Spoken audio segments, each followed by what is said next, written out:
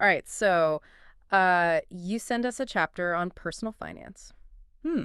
Sounds like a pretty motivational book. Yeah. Hoping to pick up some practical tips on building wealth, am I right? Right. Well, this author, he definitely doesn't hold back, you know, Yeah. strong opinions and some pretty interesting stories to back them up. That's true. So let's jump in Okay. and see what we can find. That's good. See if we can unearth some of those financial gems for you. It's funny, what really struck me Yeah. was how much he focuses on mindset, Yeah. almost more than the actual tactics. Yeah. Like he's saying, you got to train your brain Yeah. to spot those opportunities Mm-hmm. that most people just completely miss. Yeah, he uses that term financial genius, Right. which I don't know, we can unpack that a bit later. We should definitely. But Yeah. yeah, he talks about like finding gold everywhere. Yeah. He claims he could just walk down any street Oh, wait. and spot multiple real estate deals where other people wouldn't see anything. Okay. Now that's where I get a little skeptical. Yeah. It sounds impressive and all, but Yeah. how do we even measure that? This financial genius? Right. Is it just net worth?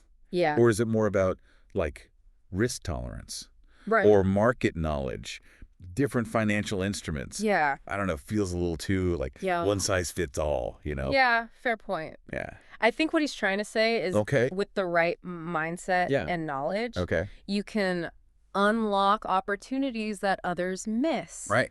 So he lays out like 10 steps to develop this financial genius. Okay. Maybe it's more of a roadmap or something Okay, yeah. than like a destination. All right. I can get behind that. Yeah. So let's break it down. Okay. What's step one? First step is Okay. find a reason greater than reality. Okay. So he really emphasizes having the strong why. Okay. And it's got to be fueled by both, like Right. things you want. Yeah. And things you don't want. Right, right. Like he talks about, Mhm. not wanting to be stuck in a 9 to 5, Yeah. wanting that freedom to travel, things like that. Right, that makes sense. Yeah. I mean, motivation's huge, right? Especially with finances. Totally. It's so much easier to stay disciplined, stay focused Yeah. when you have that clear vision, right? Absolutely. Like, what are you actually working towards?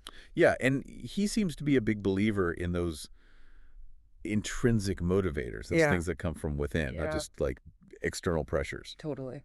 Okay, next up is make daily choices. Oh, right? So it's that idea that every dollar you spend is a vote for your future, basically. Interesting. He really emphasizes choosing to learn. Right. Even he highlights this one course he took. It was like $385. Wow. And he claims it led to millions in earnings. Oh, wow. He also talks about being careful what you, quote, feed your mind, Yeah. compares watching TV Ah. to reading business books. Oh, I like that. Yeah. It's like you're either feeding your growth or just numbing your mind. Yeah. I think we've all been guilty of the second one sometimes. Oh, definitely. Okay. Definitely. Yeah. Okay, this next one might be a little controversial. Okay, hit me. Choose friends carefully. Oh, boy. All right. Now, he's not saying, like, Yep. ditch all your friends who aren't rich. Thank goodness. Right. That would be terrible advice. Terrible advice, yeah. Yeah. But he suggests that, Yeah. we tend to become like the people we spend the most time with. Right. Right. So he emphasizes learning from both his wealthy friends Okay. and those who struggled financially. Interesting. So it's more about, like, Yeah. strategic exposure. Mm, Where are you yeah. learning from? Are Also- you surrounding yourself with people who, like, inspire you to grow? Yeah. And avoiding those with that, like, Yeah. chicken little mentality, you Yeah. know? Yeah. Always Yeah. focusing on why something's not going to work. Right. Or the next step. All right. He uses a baking analogy. Okay. I'm intrigued. He calls it Okay. master a formula, then learn a new one. All right. All right. So he says he found initial success buying foreclosures. Okay. Compares that to like mastering a baking recipe. Okay. But then instead of just sticking with that one recipe, Okay. he kept seeking out new recipes for wealth creation, Okay. even taking courses way outside his comfort zone. So continuous learning is, like, a key ingredient Oh, in absolutely. his recipe for success. Yeah, he's big on that. Yeah. He believes in a world that's constantly changing, Right. especially the financial markets. Mm-hmm. You can't just rest on your laurels.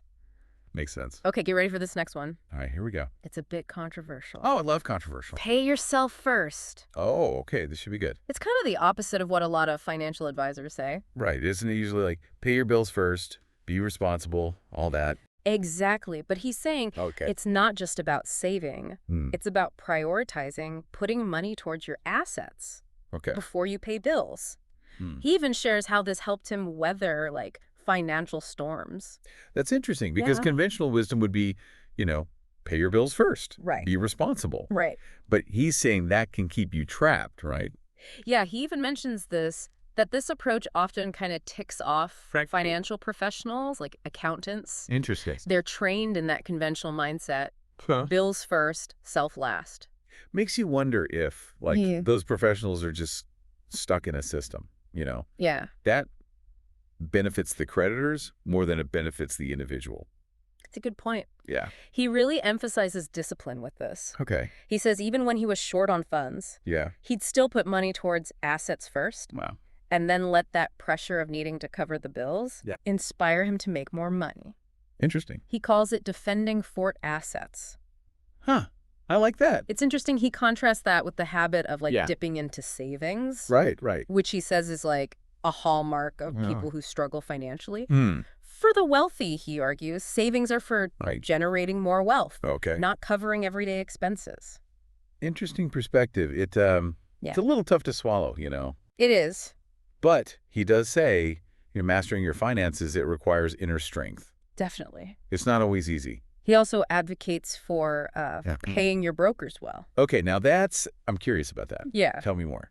So he believes that if you find the right professionals, Oh, their fees are an investment, okay. not an expense. Right. He emphasizes valuing your time Mm-hmm. and seeking out brokers who are investors themselves. Oh, that's smart. Yeah, he feels like they're more likely to have your best interests at heart. Right, right. He actually compares it to, like, Yeah. tipping generously at a restaurant, Oh, okay. which he finds ironic. Yeah. People will tip for a service, Yeah. that's in their expense column, basically. Right. But then they hesitate to pay a broker Hmm. who could potentially help them build their asset column.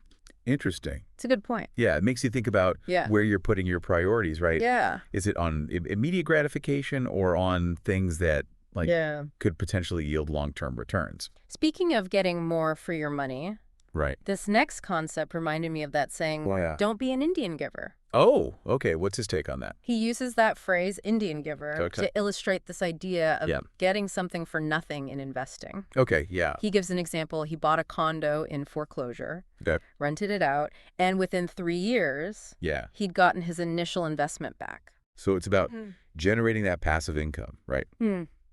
Creating assets that essentially pay for themselves. Yeah. He's not just talking about ROI. Right. He's talking about minimizing risk, Yeah. maximizing returns. Yeah. And he doesn't limit it to real estate either. Right. He talks about doing this with stocks as well. Makes sense. Investing a large sum for a short period Yeah. while a stock's value is expected to rise, Mm-hmm. and then pulling out his initial investment Okay. once it reaches that point. So he's essentially Yeah. aiming to regain his initial investment quickly. Exactly. And then any profits from there are just like Yeah. extra potential for even more growth. Right. It's about, It's kind of like playing the stock market like a casino, though, yeah.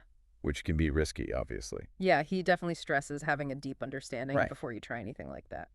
Makes sense. Now, this next one is a real gem. Okay, lay it on me. He calls it use assets to buy luxuries. Okay, I'm intrigued. He tells this story about a friend Yeah. whose son wanted a car. All right, classic. Right. So instead of just giving him the money, Yeah. the father challenged him to invest it Oh, wow. and double it Okay. before buying the car. What a challenge. Right. So how'd that go? Well, according to the author, Yeah. the son's interest in investing skyrocketed. No kidding. Yeah, and he learned some valuable financial lessons along the way. That's fantastic. Yeah. It's like the father turned his son's desire for this car Mm-hmm. into a financial education opportunity. Exactly. Give a man a fish, you feed him for a day. Right. Teach a man to fish, Yeah. you feed him for a lifetime, right? Exactly. It's about using your desires Mhm. as fuel for growth, I love that. delaying gratification, Yeah, investing in assets that'll ultimately fund your lifestyle absolutely. instead of going into debt for Yeah. that instant gratification. It's a powerful lesson, Financial discipline, power of compounding. Totally. I wonder what else this guy has to say. Well, next he talks about the importance of having what he calls heroes. Okay. People you look up to in the investing world. Oh, interesting. Yeah, like just as kids might emulate their favorite athletes. Yeah, yeah. He studies successful investors like Warren Buffett, Donald Trump, tries to learn from their strategies, their mindset. I actually tried that once. You did? Yeah, I was analyzing a stock. I thought to myself, what would Warren Buffett do here? Wow. And it like totally shifted my perspective. That's awesome. Yeah, it was cool. It's like having those investors in the room with you, you know? Right. Guiding your decisions. It's like a form of accelerated learning, you know? Totally. Really shorten that learning curve. Yeah. Mm-hmm. Yeah. Finally, this last principle. Okay. Teach and you shall receive. I like that. He emphasizes giving back. Yeah. Both with money and knowledge. He believes that generosity leads to unexpected abundance. That principle of reciprocity, it resonates, you know? It does. It's universal across cultures, across time. Yeah, and he makes it clear it's not about giving with the expectation of getting something back. Right, right. It's about shifting your focus totally. from what you lack to what you can contribute. It's subtle, but it's profound. It is. And it applies to, like, everything, not just finances. Definitely. So, before we wrap up, I want to revisit that financial genius idea. Okay, yeah. I'm still not entirely sold on it, you know? I'm with you there. Like, I admire his focus on mindset, but I think that term might be a little oversimplifying, you know? Right. It's not just like flip a switch, suddenly you're Warren Buffett. Exactly. It takes time, dedication. Yeah. A willingness to learn and adapt. But even then, there's no guarantees. The markets are unpredictable. Totally. External factors play a role. Yeah, I think it's important to like acknowledge that, mindset's important. But it's just one piece of the puzzle. It's like saying, just have a positive attitude. Right. And you'll be rich, you know? Exactly. It ignores all the complexities and systemic barriers. Sure, that people face. I do appreciate, though, his emphasis on like self-belief. Yeah.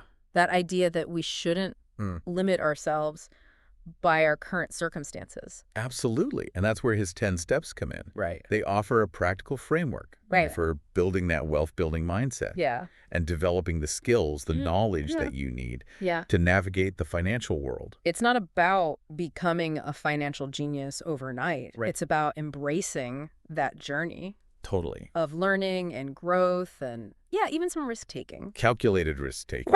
Right. And maybe along the way, we surprise ourselves. Maybe we all have a little bit of that financial genius in us, you know? Yeah, maybe. Just waiting to be nurtured and developed. So for you listening, as you consider these 10 steps, what resonates with you? Right. What are you already doing? Yeah, and what might you want to explore further? And remember, this is just one perspective. Yeah, absolutely. Do your research, get different viewpoints, find a plan that works for you, right? That aligns with your values. Exactly. Excellent point.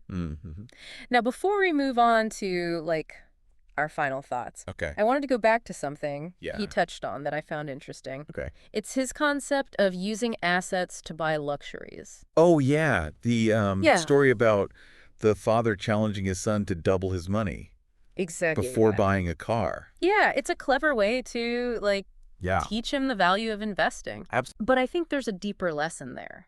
It's about shifting your perspective on what a luxury even is. Okay, yeah.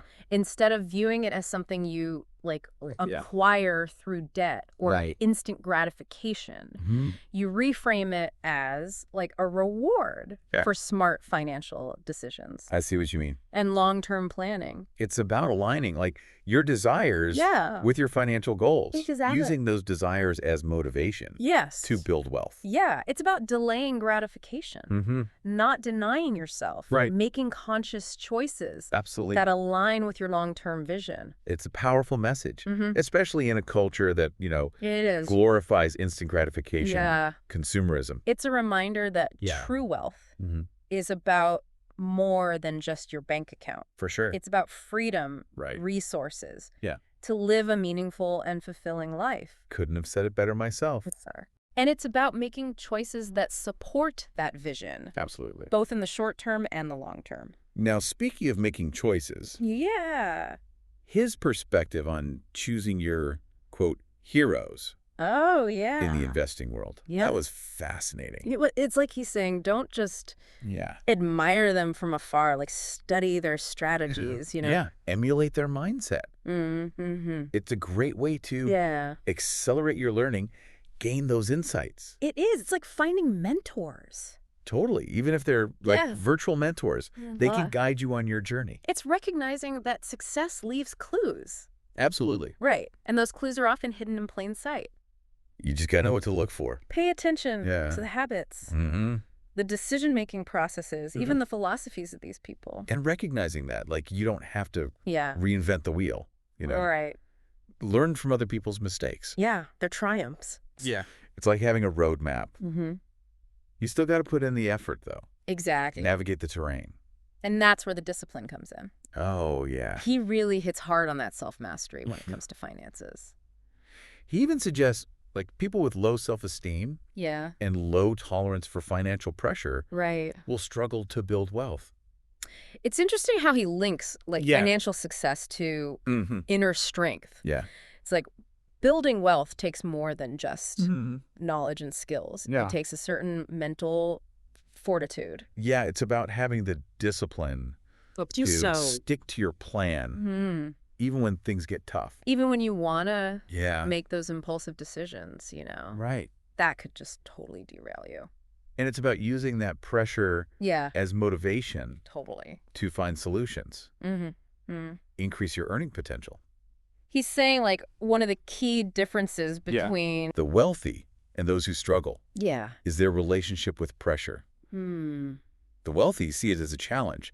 Those who struggle kind of crumble under it. That's a good point. Yeah. It ties back to that strong why. Why? Greater than reality. Keeps you going. Yeah. Keeps you focused, resilient. Yeah. It gives you that strength to make the tough decisions. Yeah. And to keep moving forward. And recognizing that it's not a linear path. Absolutely. Bumps in the road. Setbacks, challenges. You're still sure. So for you listening, as you continue your journey, remember, you have the power to choose your response. Absolutely. You can choose to be defined by your circumstances or rise above them. It's your choice. You can be a victim of that pressure or use it as fuel. You can let fear and doubt hold you back. Yeah. Or you can embrace those challenges, those opportunities. And this author believes you have the potential to achieve financial success. Absolutely. No matter where you're starting. It's not going to be easy. But he also makes it clear, like, it's not going to be easy. Requires effort, discipline, willingness to challenge your own beliefs. Right, your habits. He encourages us to awaken that financial genius. Even if we don't love the term. Right, even if we're a little skeptical. Yeah. He believes we all have the potential for financial freedom. But it starts with believing that it's possible. So as you continue on your journey, examine your beliefs about money. For sure. Are they empowering you? Yeah. Or holding you back? And remember, beliefs can be changed. They can. Takes effort, but it's possible. Yeah, reprogram that subconscious. To embrace that abundance, that prosperity. Okay. I think we've covered a lot of ground here. We have. Explored a lot of principles, strategies for building wealth, mindset, tactics. We delved into his 10 steps. Challenged some conventional thinking. Absolutely. Along the way. We highlighted the importance of, continuous learning, finding mentors. Building a support system. It's up to you. Right. To take this information and apply it. Make it your own. There's no one size fits all. Absolutely not. What works for one person might not work for another. Find what resonates with you. Experiment. Learn from your experiences. Keep moving forward. On your path to financial freedom. And remember, the journey can be just as rewarding absolutely as the destination. So true. So keep exploring. Keep learning. Keep believing. Keep believing in your ability to create the financial future you want. Now, before we wrap up this deep dive, I want to touch on one last point that really resonated with me, is his emphasis on the power of belief. Ah, yes.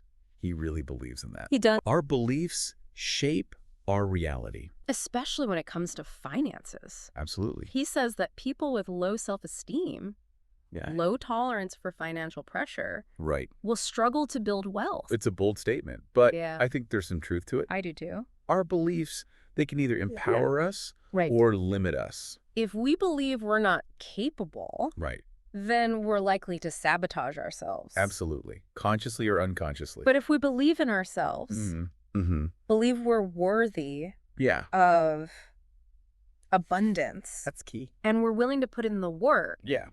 Then we're much more likely to achieve those goals. He challenges us to awaken that financial genius within us, even if we're a little skeptical. He believes we all have that potential, but it starts with that belief, believing it's possible. So as you continue your journey, examine those beliefs. Are they helping you or holding you back? And remember, beliefs can be changed. They can. It takes work. But it's possible. Reprogram that subconscious. To embrace a more abundant and prosperous mindset. Well, we've covered a lot in this deep dive. We've explored all sorts of principles and strategies. The mindset tax. For building wealth. We've delved into those 10 steps. We challenged some conventional wisdom along the way. Right. We talked about like continuous learning, finding mentors, building that support system. Ultimately, it's up to you to take this information and make it your own. There's no one size fits all. Right. What works for one person might not work for another. Exactly. The key is to find what resonates with you. Right. Experiment. Learn. Learn from your experiences. Keep moving forward on that path to financial freedom. And remember, the journey can be just as rewarding. It can be as the destination. It really can. So keep exploring, keep learning. Keep believing. Yeah, keep believing in your ability to create that financial future that you want. Now, he also shares this fascinating analogy to illustrate this principle. Oh, okay. Imagine like a stream that's been dammed up. Right. The water represents abundance, right? Okay, yeah. But it's being held back. So what unleashes it? Removing that dam. Ah, okay. And he suggests that our act of giving is like removing the dam, allowing that abundance to flow into our lives. It's like you got to let go. You receive, right? Yeah, and it ties back to his earlier point about, moving from a scarcity mindset to one of abundance. Well, it's a subtle shift. It is. But it's profound. And it applies to everything, really. Oh, yeah, not just finances. Not just finances, no. Relationships, health, everything. Okay, before we wrap up, I want to revisit that financial genius idea one more time. Okay, yeah, let's do it. I'm still not totally convinced that it's like this tangible thing. Yeah, like a quality that everyone has. I get his emphasis on mindset. For sure. But financial genius. It's a catchy term. It is. But I don't know, it feels like it oversimplifies a little bit this complex set of skills and knowledge, It does, and it sets up this unrealistic expectation. Right, like everyone can just become a wizard overnight. It's not like flipping a switch and suddenly you're Warren Buffett. Right, exactly. It takes time, dedication. Willingness to learn, to adapt. And even then, there are no guarantees. Right, the markets are unpredictable. Totally. There are factors outside of your control. I think it's important to acknowledge that mindset is important. It is. But it's not the whole story. It's just one piece. It's like saying, just have a positive attitude and you'll be rich. Right. It ignores all the nuances. And complexities of the system. Right. The systemic barriers that people face. Yeah, it's just not that simple. No. But I do like his focus on self-belief. I do too. That we shouldn't limit ourselves based on our current circumstances. Yeah, and I think that's where his 10 steps are helpful. They provide that framework for cultivating that wealth-building mindset. Right, those practical steps. And developing the skills, the knowledge to navigate the financial world. It's not about becoming a financial genius overnight. Right. It's about the journey. Yeah, embracing the process of learning and growing. And taking some risks along the way. Calculated risks, of course. Of course. Always calculated risks. And who knows, maybe along the way, we'll surprise ourselves. Right. We'll uncover some of those. Maybe we all have a little bit of that financial genius in us. Yeah, maybe we do. Just got to tap into it. So, for those of you listening, as you think about these 10 steps, what resonates most with you? What are you already doing? Yeah, what are you already doing? What do you want to explore further? And remember, this is just one perspective. It is. It's important to do your own research. Absolutely. Seek out diverse viewpoints. Find a financial plan that aligns with your values, your goals. That's a great point. Yeah, make it your own. Okay, before we move on to our final thoughts, All right. I want to circle back to something he touched on that I found really interesting. Right. It's that concept of using assets to buy luxuries. Oh, yeah. The story with the father and the son. Yes. The car, the challenge. It's such a clever way to instill financial discipline. Teach the value of investing, you know? Exactly, but I think there's even more to it than that. Okay. It's about, like, shifting your perspective on what a luxury even is. Okay, I like that. Instead of viewing it as something you acquire through debt or instant gratification. You reframe it as a reward. Interesting. For smart financial decisions. Okay. For long-term planning. I see what you mean. It's aligning your desires with your financial goals. Yeah, using those desires as fuel to build wealth. It's about delaying gratification. Right, not denying yourself. Exactly. It's making those conscious choices that align with your long-term vision. It's such a powerful message. It is. Especially in a culture that, often glorifies instant gratification consumerism. It's a good reminder that true wealth is about more than just money. Absolutely. It's about having that freedom, those resources. To live a life that's actually meaningful. Exactly. And fulfilling. Couldn't have said it better myself. And it's about making choices that support that vision. Yes. Both in the short term and the long term. Now, speaking of making choices, I found his perspective on choosing your heroes. Oh, yeah. In the investing world. Yeah. To be really fascinating. Yeah, that was a good one. It's like he's saying, don't just admire these successful people from afar. Right. Study their strategies. Try to emulate their mindset. I love that. It's a great way to accelerate your learning. Learn from the best, right. Exactly. Gain those insights. It's like finding mentors. Yeah. Even if they're like virtual mentors. Right. To guide you on your path. And recognizing that success leaves clues. It does. And those clues are often hidden in plain sight. You just got to know what to look for. You got to pay attention to their habits, their decision-making processes. The philosophies. Even their philosophies. Yeah. Their mindset. And recognizing that you don't have to reinvent the wheel. Right. Learn from the mistakes. Yeah, the triumphs. Of those who came before you. It's like having a roadmap. Yeah. You still got to put in the work. You do. To navigate the terrain. And that's where the discipline comes in. Oh, absolutely. He really emphasizes that self-mastery when it comes to finances. He even says that people with, low self-esteem. Low tolerance for financial pressure. Right. Will struggle to build wealth. It's an interesting connection he makes. It is. Between financial success and inner strength. It's like building wealth takes more than just knowledge and skills. It takes mental fortitude. It takes discipline. Yeah. Stick to your plan. Even when things get tough. Resist those temptations. Right. Those impulses that could just totally derail you. Throw you off course. Yeah. And it's about using that pressure as motivation. Right. To find creative solutions. Increase your earning potential. He says one of the key differences between the wealthy and those who struggle is their relationship with pressure. Interesting. The wealthy see it as a challenge. Yeah. Those who struggle often kind of crumble under it. It's a good point. And it all ties back to that strong why, that reason greater than reality. That keeps you going. That keeps you going, keeps you focused, keeps you resilient. Gives you the strength to make tough decisions. And to keep moving forward. And recognizing that it's not a linear path. Right. There's going to be bumps in the road. Setbacks, challenges. Absolutely. So for you listening, yeah, as you continue your financial journey, remember, you have the power to choose your response. 100%. You can choose to be defined by your circumstances, or you can choose to rise above them. It's your choice. You can choose to be a victim of that pressure. Right. Or you can choose to use it as fuel for growth. You can let fear and doubt hold you back. Yeah. Or you can embrace the challenges, the opportunities that come with building wealth. And this author truly believes that you have that potential to achieve financial success, no matter where you're starting from. But he also acknowledges that it's not going to be easy. It takes effort. It takes work, discipline. Right, willingness to challenge your own beliefs, your habits. He encourages us to awaken that financial genius within us. Yeah. Even if we're, a little skeptical of the term. Even if it feels a little cheesy. Right. He believes we all have that potential. Yeah.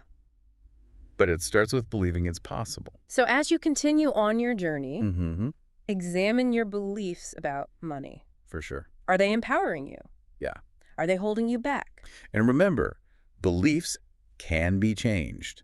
They can. It takes effort, but it's possible. It's possible to reprogram that subconscious. To embrace that abundance, that prosperity. Okay, I think we've covered a lot of ground here. We have. Explored a ton of principles, strategies for building wealth. From mindset to tactics. We've delved into those 10 steps. Right. Challenged some conventional thinking along the way. And we've highlighted the importance of continuous learning, finding mentors, building that support system. Ultimately, it's up to you right. to take this information and apply it to your own life. There's no one size fits all. No. What works for one person might not work for another. Exactly. We'll find what resonates with you. Experiment. Learn from your experiences.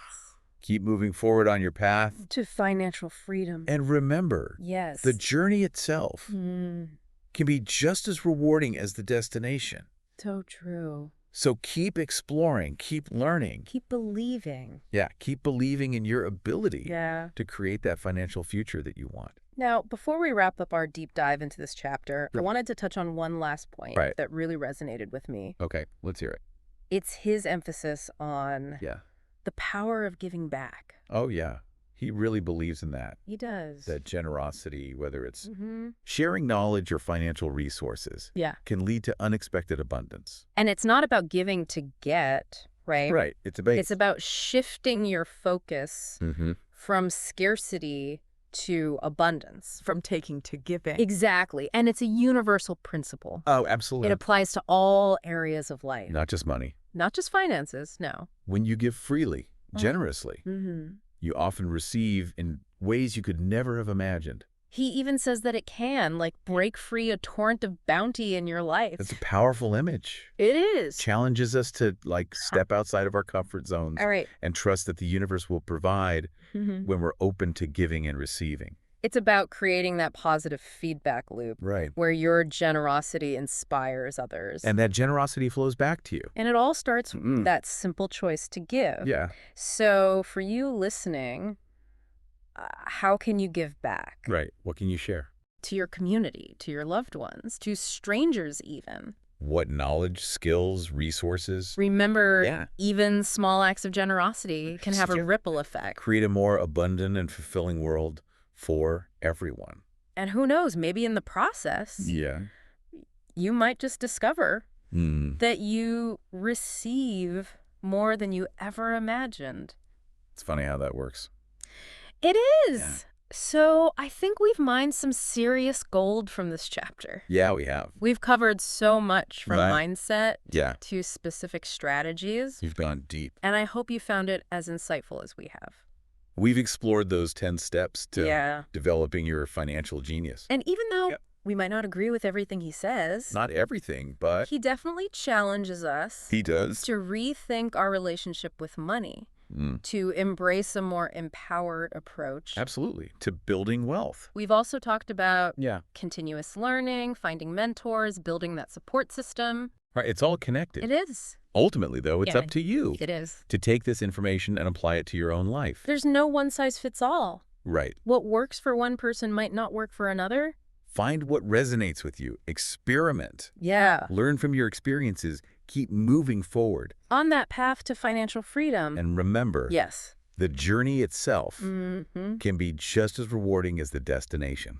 It really can. So keep exploring, keep learning. Keep believing in your ability. Yeah, to create the financial future you desire. He really encourages us to be proactive in our pursuit of financial knowledge. Right. And to look for those faster formulas for success. Not just waiting for opportunities to come to you. No, actively seeking them out. Yeah, and being willing to step outside of your comfort zone to challenge those limiting beliefs. Remember his analogy about mastering one baking recipe? Yeah. And then seeking out new ones? Right. Always learning, always growing. Don't be afraid to experiment. Right. Try new things. Expand your financial toolkit. It's a journey, not a destination. That's it. There'll be bumps in the road, setbacks. Yeah. Maybe a few financial cakes that fall flat. Right, exactly. But that's part of the learning process. It is. You learn from your mistakes. You adjust your approach. And you keep moving forward. And he talks about the importance of surrounding yourself with the right people. Absolutely. Both personally and professionally. Choose your friends carefully.